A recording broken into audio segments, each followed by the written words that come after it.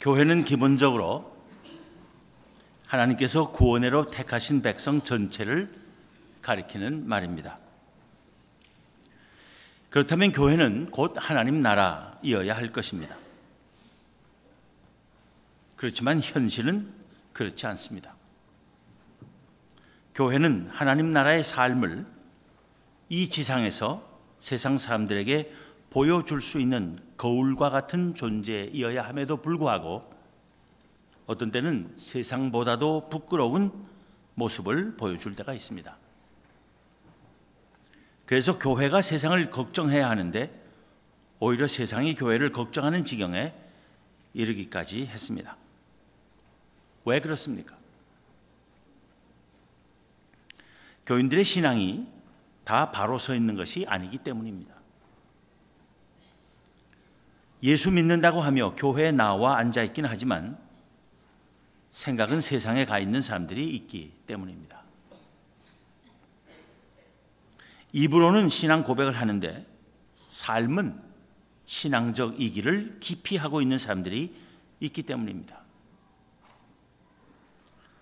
예수님께서 말씀하시기를 누구든지 나를 따라오려거든 자기를 부인하고 자기 십자가를 지고 나를 따를 것이니라 하셨는데 자기를 부인하기를 싫어하고 십자가 지기를 거부하기 때문입니다.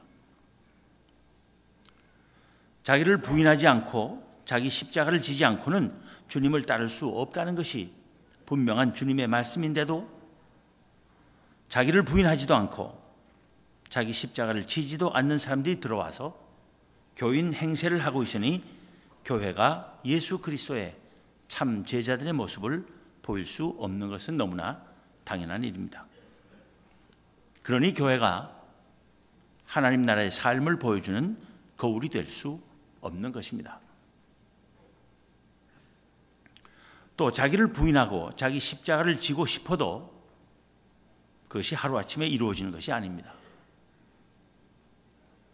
예수 그리스도를 믿게 되었다고 당장 그 삶이 변하는 것도 아닙니다.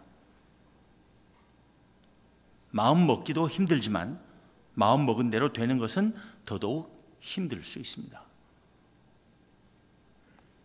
우리들이 다 죄인이기 때문입니다. 하나님의 은혜로 죄의 용서를 받고 의롭다고 인정은 되었지만 실제로 우리의 인격과 삶이 의롭게 변화하는 것은 단시간에 되는 것이 아니기 때문입니다.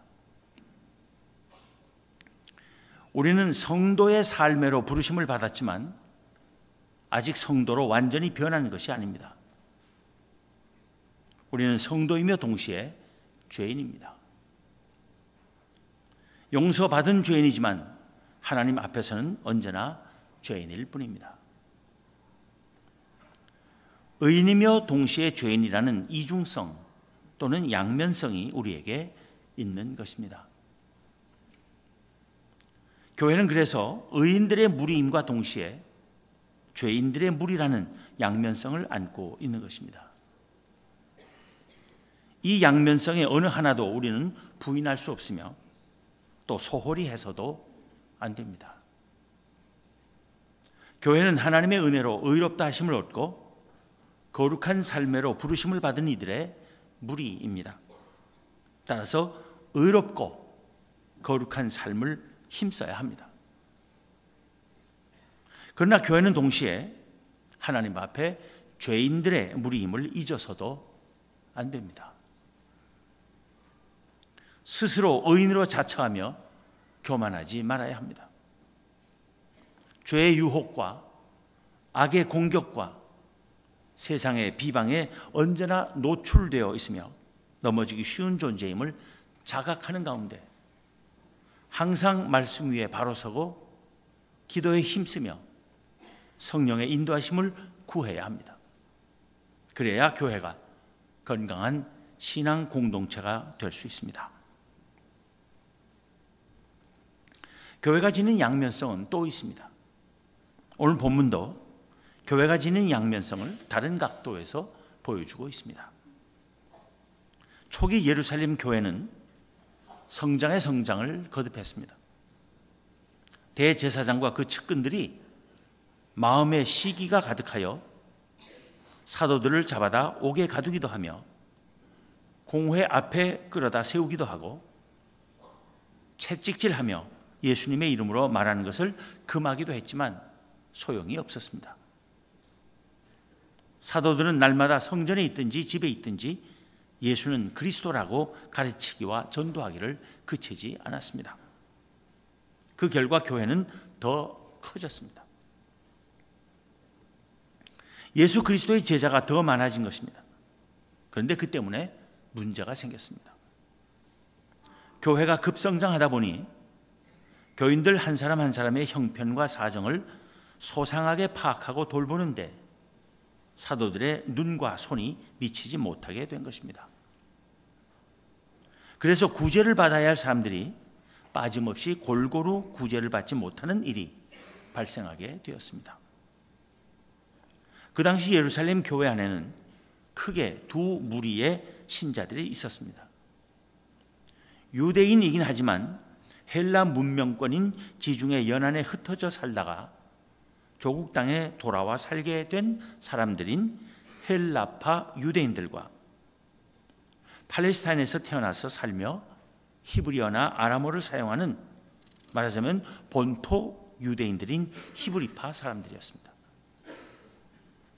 자연히 이 두 무리들 사이에서는 여러 가지 문화적, 언어적 차이점이 드러나게 되었을 것이고 서로 오해하기도 했을 것이며 무엇보다도 갑자기 많아진 교인들 사이에 서로 알지 못하는 경우가 대부분이었을 것임은 능히 짐작할 수 있습니다. 그런 상황에서 헬라파 유대인들 가운데 과부들이 매일의 구제를 받지 못하는 일이 발생한 것입니다. 매일의 구제란 주간 구제와 함께 전통적인 유대인 사회의 구제 방식의 하나였습니다. 본래 주간 구제가 예루살렘에 상주하는 빈민에게 14끼를 먹기에 충분한 돈을 매 금요일에 지급하는 것인 반면에 매일 구제는 상주하지 않는 궁핍한 사람에게 양식과 음료를 그가 머무는 집으로 매일 찾아가 배급해 주는 것이었습니다. 그런데 헬라파 유대인 과부들 가운데 이 구제를 받지 못한 사람들이 생기자 히브리파 사람들에 대한 원망이 일어난 것입니다. 사도들이 일부러 헬라파 사람들을 소홀히 하지는 않았을 것입니다. 단지 서로 말이 달라 의사소통이 정확하게 이루어지지 않았고 같이 만나 교제할 기회가 없거나 적다 보니 서로 잘 알지 못하는 가운데 뜻하지 않게 일부 헬라파의 과부들이 구제를 받는 일에서 빠지는 경우가 생겼을 것입니다. 사도들은 이 사태를 가볍게 보아 넘기지 않고 곧 그 대책을 세웠습니다.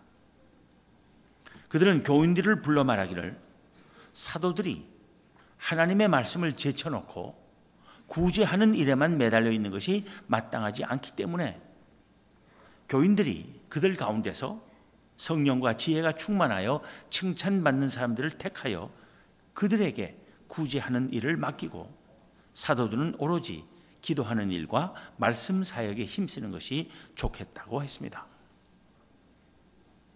사도들의 이 말을 온 무리가 기뻐하여 믿음과 성령이 충만한 사람 7을 택하여 사도들 앞에 세웠으며 사도들이 기도하고 그들에게 안수했습니다. 이렇게 교회 안의 문제를 해결하자 교회는 더욱 크게 성장하게 되었습니다. 우리는 여기서 사도들이 형제들아 여러분 가운데서 성령과 지혜가 충만하여 칭찬받는 사람 7을 택하라. 그러면 구제하는 이들은 그들에게 맡기고 우리는 오로지 기도하는 일과 말씀 사역에 힘쓰리라 한 말에 주목합니다. 여기서 우리는 교회에 두 가지 사역이 있음을 보는 것입니다. 사도들이 전념해야 할 기도와 말씀 사역이 있는가 하면 또한 집사들이 맡아 해야 할 구제 사역도 있다는 것입니다. 교회가 본래 구제 사업하기 위해서 세워진 것은 아닙니다. 그러나 교회가 서고 성장하게 되면 자연히 그 사역이 함께 있을 수밖에 없다는 것입니다. 그 사역을 소홀히 하거나 잘못하면 교회 안에서부터 문제와 분쟁이 발생하고 원망하며 시험 드는 사람들이 생기기 때문입니다. 교인들이 다 성자들이 아니기 때문입니다.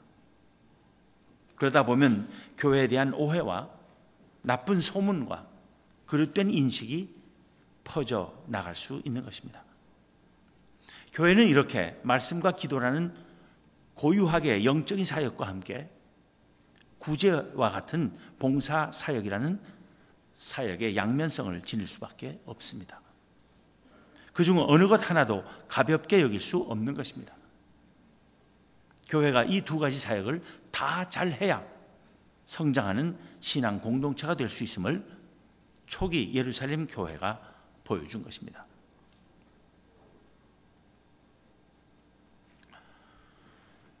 교회는 또 다른 양면성을 지닙니다. 오늘 본문은 교회 안에서의 사역의 양면성을 보여주지만 그 연장선상에서 교회가 지니는 또 다른 사역의 양면성을 말하지 않을 수 없습니다. 즉 교회는 하나님께서 택하신 백성의 무리로서 우선적으로 하나님께 가까이 나가는 일을 힘써야 하지만 또한 하나님의 뜻을 따라 세상을 향해 나아가는 일도 잊어서는 안 되는 것입니다. 교회는 하나님의 말씀에 귀 기울이고 그의 말씀에 순종하며 그를 기쁘시게 하는 일에 최선을 다해야 합니다. 그러면서 또한 하나님의 뜻을 받들어 방황하며 몸부림치는 세상의 형편에도 눈을 돌리고 세상 사람들의 무지와 고통을 해결해 주며 근본적으로 사회의 불의와 부조리와 질병을 치유하여 복된 세상을 만드는 일에도 힘을 써야 합니다. 그리고 그 모든 것을 위한 가장 근원적인 사역인 복음 전도의 사역을 잊어서는 안 됩니다. 예수 그리스도의 사랑과 복음 외에 진정 이 세상을 치유할 수 있는 힘은 없기 때문입니다. 교회 안의 신자들끼리만 서로 돕고 사랑하며 기뻐하고 만족하는 데 그치는 것은 결코 하나님의 뜻이 아닙니다. 예수 그리스도를 통해 받은 하나님의 구원의 은혜를 세상에 전하고 증언하며 나누어야 하는 것입니다. 교회에는 하나님 사랑과 이웃 사랑이라는 두 가지 명령이 주어져 있습니다. 수직적이면서 또 수평적이어야 하는 교회의 사랑의 양면성을 항상 생각해야 합니다. 그 두 가지 사랑을 다 실천할 때 교회는 진정한 신앙 공동체가 될 수 있는 것입니다. 무릇 그리스도인의 신앙과 경건과 영성은 뜨거운 이웃사랑, 성실한 사회적 책임, 건강한 정치 참여로 나타나야 합니다. 또 교회의 모든 봉사나 사회 참여나 정치 활동은 바른 신앙, 바른 경건, 바른 영성이 뒷받침되어야 합니다. 이 양면성 중에 어느 하나에만 치중하고 다른 한 면을 망각한다면 교회가 성숙한 신앙 공동체라 할 수 없을 것입니다. 교회는 또 다른 한 가지 양면성이 있습니다. 우리가 살고 있는 지금 이 세상을 향한 교회의 책임은 참으로 중요합니다. 그러나 교회는 오늘과 이 세상의 문제에만 관심을 두는 사람들의 무리가 아닙니다. 교회는 근본적으로 하나님의 나라 백성으로 택하심을 받은 이들의 무리입니다. 시민권이 하늘에 있는 그리스도인들의 무리가 교회입니다. 따라서 하나님 나라에 대한 소망을 늘 분명히 하는 그리스도인들이 되어야 합니다. 우리 자신이 하나님 나라 백성이며 우리의 시민권은 하늘에 있다고 말은 하면서도 실상 우리는 하나님 나라에 대한 관심을 까맣게 잊어버리고 현재 삶에만 몰두하며 살 때가 많습니다. 하늘의 보화를 쌓는 일에는 관심 없이 그저 오늘 이 세상의 삶을 즐기기에 마음을 다 빼앗기고 사는 교인들이 허다합니다. 또 이 세상의 삶 속에서 겪는 일시적 실패와 낙심과 좌절과 분노를 영원한 하나님 나라에서의 복된 삶의 소망과 확신으로 다스리며 극복하지 못하고 한숨 짓는 일이 얼마든지 있습니다. 만사를 주장하시면서 일시적인 악의 창궐과 불의의 만연을 내버려 두시며 세상을 길이 참으시지만 결국은 당신의 선한 목적을 완벽하게 이루시는 하나님의 오묘한 섭리를 이해하지 못해서 의심하고 괴로워하며 방황하는 심령들에게 교회는 하나님 나라의 확실한 도래와 그 복된 완성에 대한 소망을 주고 위로와 삶의 의욕과 기쁨을 되찾게 해주는 사명을 부지런히 수행해야 합니다. 지금 실패한 자리에 머리를 떨구고 한숨 짓는 이들이 찾을 수 있고 또 그들을 품을 수 있는 교회이어야 함과 동시에 그들로 하여금 다시 머리를 들고 멀리 영원한 하나님 나라를 바라보게 하며 반드시 이루어질 하나님의 의롭고 복된 나라에 대한 믿음을 품게 하는 교회가 되어야 합니다. 그것이 교회가 지니는 사역의 또 다른 양면성입니다. 교회는 허구한 날 모여서 잠시 있다가 사라질 일들과 오늘의 이 세상 이야기만 나누다 흩어지는 사람들의 무리여서는 안 될 것입니다. 함께 내일을 이야기하고 영원한 세상을 꿈꾸며 변함없는 진리를 나누는 하나님의 백성의 교회가 되어야 합니다.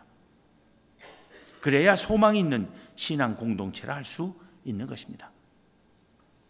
교회는 결코 오늘 이 세상의 문제에 무관심해서는 안 됩니다.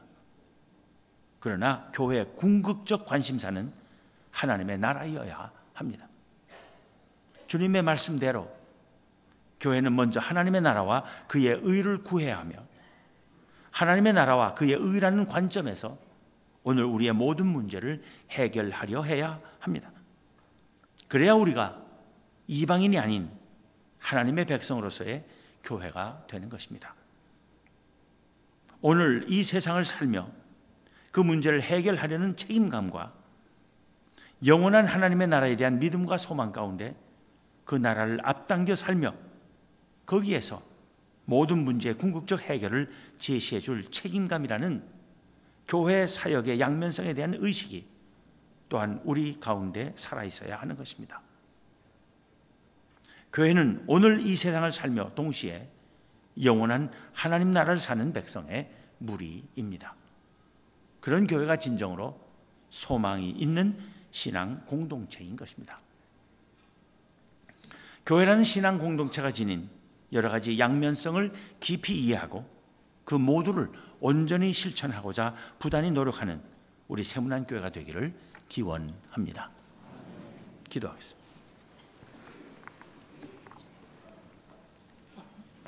하나님, 하나님을 알지 못하고 하나님의 나라와 그 진리에 대하여 영원히 이방인으로 머물 수밖에 없었던 저희가 이루다 헤아릴 수 없고 이해할 수 없는 사랑과 은혜로 저희들을 하나님 나라 백성 되게 하시고 하나님의 자녀 삼아 주시니 진실로 감사와 찬송과 모든 영광을 하나님께 돌립니다. 하나님, 저희들이 말로 다 할 수 없는 죄인인데 의인이라고 인정하여 주시고 거룩한 삶으로 불러주셨사오니 감사합니다. 힘껏 의롭고 거룩한 삶을 사는 저희들 되게 하시고 그러면서도 저희 속에 남아있는 온갖 죄의 찌꺼기들을 저희들이 없다 하지 않게 하시고 하나님 앞에 다 내어놓고 성령의 역사로 날마다 더욱 성화되어가는 주의 백성들 되게 하여 주시기를 원합니다.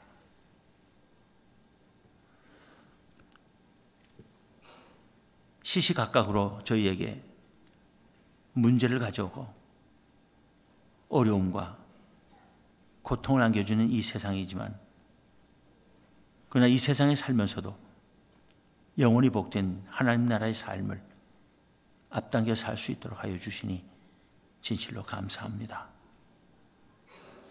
이 세상의 모든 어려움을 하늘나라를 바라보는 소망과 믿음으로 극복하며 승리하는 저희들 되게 하여 주시옵소서. 하나님을 영화롭게 하고 하나님을 기쁘시게 하는 일에 힘쓸 뿐 아니라 하나님 사랑으로 또한 이웃을 사랑하며 저희가 살고 있는 사회에 대하여 책임질 줄 아는 그리스도인들 되게 하여 주시옵소서. 늘 오늘의 문제에 빠져 살지 말게 하시고 영원한 하나님 나라를 바라보며 기쁨과 감사함 가운데 사는 저희 모두가 되게 하여 주시고, 예수 그리스도를 알지 못하여 이 놀라운 복된 삶의 비밀을 모르는 세상 사람들에게 나아가 힘껏 그를 전하고 그의 구원의 진리를 증언하며 함께 복된 삶을 나눌 수 있는 주의 자녀들 모두 되게 하여 주시옵소서. 우리 주님 예수 그리스도 이름으로 기도하옵나이다. 아멘.